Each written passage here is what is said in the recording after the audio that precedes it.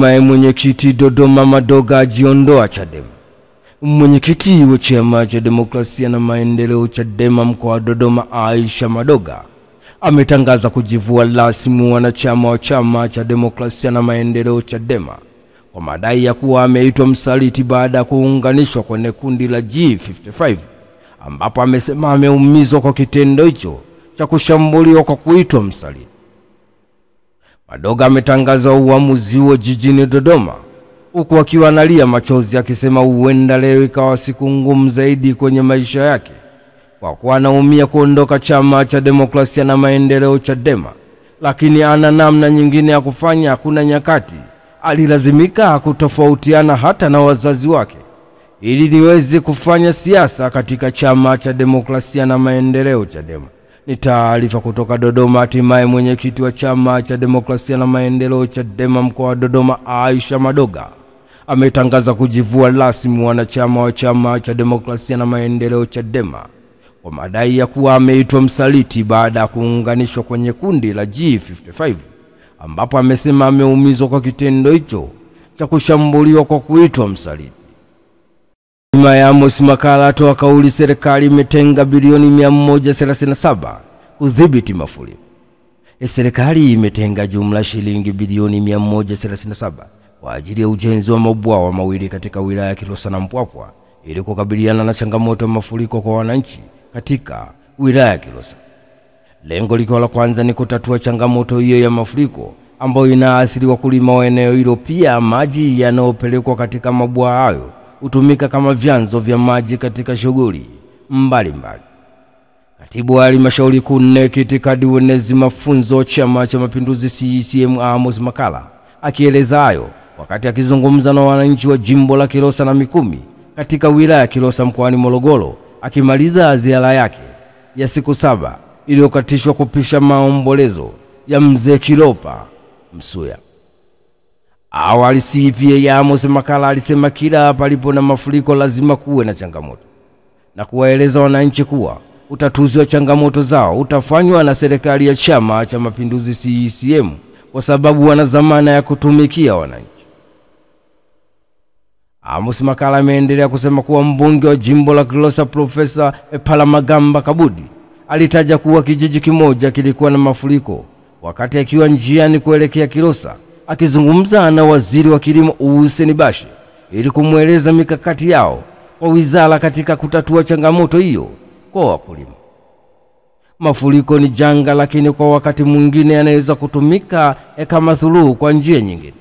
Nina habari njema, nimeanza na hizo kuzuia mafuriko, lakini nimeongea na waziri wa kilimo Hussein Bashe.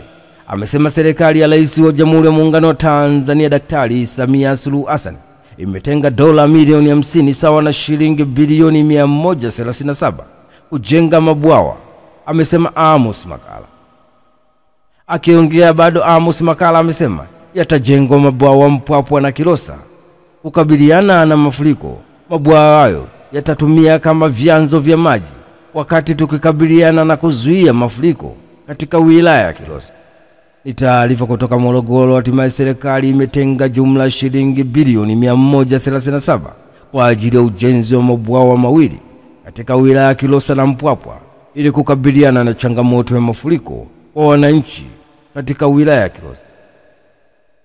Jeshi la polisi limemkamata Zumaridi na linaendelea kumhoji. Jeshi la polisi mkoani Mwanza limesema Mei 15 mwaka 2025 saa 4 asubuhi lilimkamata na linaendelea kumhoji Diana Edward Bundala, ambaye pia hujitambulisha kwa jina la Mfalume Zumaridi, mwenye umri wa miaka 42, mkazi wa mtaa wa Buguku kata ya Buongo, ambaye amegeuza makazi yake kuwa kanisa. Taarifa iliyotolewa na kamanda wa polisi mkoani Mwanza inasema Zumaridi anatuhumiwa kuendesha shughuli za kidini bila usajili pamoja na kufanya mahubiri kwa waumini wake kwa sauti ya juu katika eneo ambalo ni makazi ya watu na kusababisha usumbufu kwa majirani wanaoishi karibu na makazi yake. Mwanamke huyo alihojiwa pia kuhusiana na taarifa zinazoendelea kusambaa katika mitandao ya kijamii, ikionekana kwenye picha mjongeo, yani video, akiwa na kundi la watoto wenye umri mdogo wa jinsia ya kike na kiume akiwaeleza kuwa yeye ndiye Mungu ambaye ana uwezo wa kuwatenganisha na kifo. Uchunguzi unaohusiana na tukio hili unaendelea na jeshi la polisi mkoani Mwanza. Katika uchunguzi huo linashirikiana na taasisi nyingine za kiserikali, hivyo linawaomba wananchi wenye taarifa mbalimbali zinazoweza kumsaidia kupata uchunguzi wa tuhuma hizi wafikishe katika jeshi la polisi. Uchunguzi utakapokamilika, hatua kali za kisheria zitachukuliwa mapema. Ni taarifa kutoka jijini Mwanza. Hatimaye jeshi la polisi mkoani Mwanza limesema Mei 15 mwaka 2025 saa 4 asubuhi lilimkamata na linaendelea kumhoji Diana Edward Bundala ambaye pia hujitambulisha kwa jina la Mfalme Zumaridi, mwenye umri wa miaka 42, mkazi wa mtaa wa Bukuku, kata ya Buongwa, ambaye ameageuza makazi yake kuwa kanisa. Mayamuua mwenzake kisa anaishi pamoja na ex wake.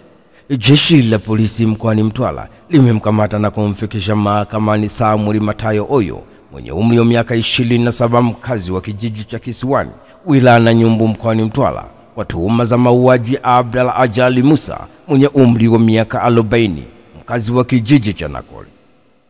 Taarifa iliyotolewa na kamanda wa polisi mkoani Mtwara ACP Isa Suleiman imesema mtuhumiwa alifanya kitendo hicho Aprili 15 mwaka 2025 kwa kumpiga na fimbo marehemu maeneo ya kichwani na kumsababishia majeraha makubwa yaliyopelekea kifo chake. Chanzo cha tukio hilo ni mgogoro wa muda mrefu wa wivu wa kimapenzi kati ya Samueli na Abdalla, baada ya Samueli kuona Abdalla akiishi na mwanamke ambaye alikuwa mpenzi wake hapo awali, yani ex wake, katika nyumba moja kwa mke wa mume, ingawa bado alikuwa hajamuoa. Ni taarifa kutoka Mtwara. Hatimaye jeshi la polisi mkoani Mtwara limemkamata na kumfikisha mahakamani Samuel Matayo Oyo, mwenye umri wa miaka 27, mkazi wa kijiji cha Kisiwani, wilaya ya Nyumbu mkoani Mtwara, kwa tuhuma za mauaji Abdalla Ajali Musa, mwenye umri wa miaka 40, mkazi wa kijiji cha Nakoli. Mwenyekiti kanda ya kati Minja ajiondoa Chadema. Mwenyekiti wa chama cha demokrasia na maendeleo Chadema kanda ya kati Devota Minja ametangaza kuondoka chama cha demokrasia na maendeleo Chadema, akisema chama hicho kimepoteza uelekeo na kwamba maamuzi ya ndani ya chama hicho yanafanywa na watu wachache. Akiongea mjini Morogoro, Minja amesema, mimi kuanzia leo ni mchezaji huu. Nimejiondoa kutoka chama cha demokrasia na maendeleo Chadema na natafuta jukwaa lingine. Kwa sasa mimi ni mchezaji huru. Natafuta timu yoyote ambayo nitakwenda kuungana nayo kufanya mapambano. Wakati ukifika nitawaambia Watanzania na kwenda wapi. Minja ameendelea kusema kuwa hakuna popote ambapo tumewahi kusema tunasusia uchaguzi, lakini yanayoendelea sasa ni maamuzi ya watu wachache ambao wameamua kuhadaa Watanzania na kuwaambia kwamba chama cha demokrasia na maendeleo Chadema itakuwa na uwezo wa kuzuia uchaguzi.